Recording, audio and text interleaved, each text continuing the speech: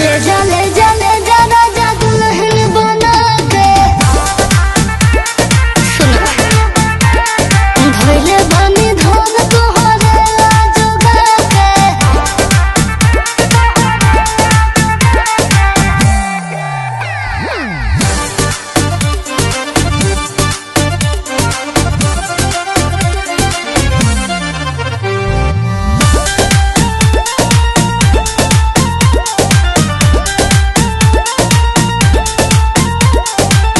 Love के पढ़ाई तू कैलू हमरा साथे।